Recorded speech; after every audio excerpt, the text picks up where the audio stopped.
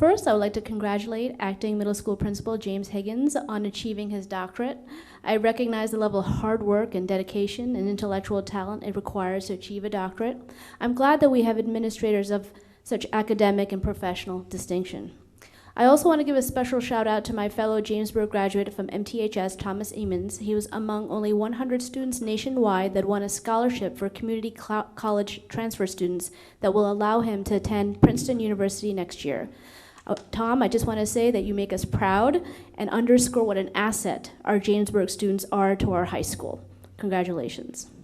Now, on a more somber note, I want to express my concerns about the ethics of the school board. Per item C of the May 5th, May 5th BOE agenda, there is a representation that there were interviews of possible candidates for the position of acting business administrator, and that the acting superintendent believed that Miss Laura Allen is the most qualified candidate for the position of acting school business administrator, quote unquote, following interviews of the candidates for the acting school business administrator position. There is no evidence that any interviews were conducted, as there was no job posting internally or externally. It should be noted that the current business administrator board secretary was removed from his position on April 27th, and the following week on May 5th, Laura Allen was installed as acting school business administrator. There's no information as to whether she accepted this position. Also, the agenda does not list a new salary for Mrs. Allen. This leads to an appearance of a witch hunt against Mr. Gorski and a purge from the top down that began with Dory Alvick, followed by Michael Gorski, and now Pete Pirro. This, unfortunately, is just the beginning. Everybody should be concerned, teachers, staff, and the public, regardless of tenure status.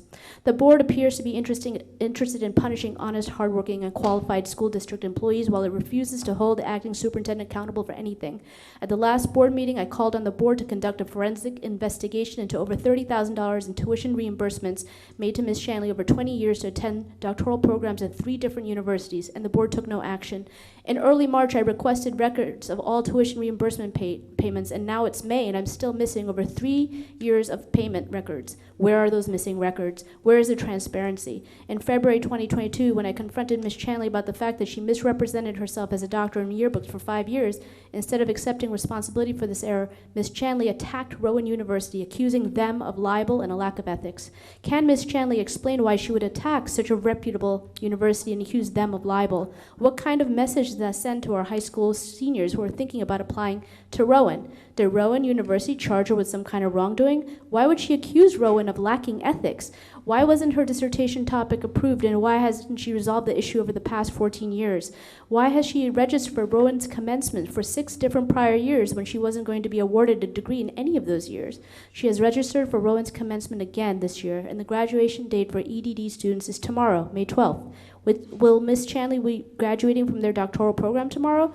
Why can't Monroe taxpayers get answers to these basic questions when they're funding her doctoral studies? And why should they be subject to personal attacks for asking these basic questions? Thank you for your time.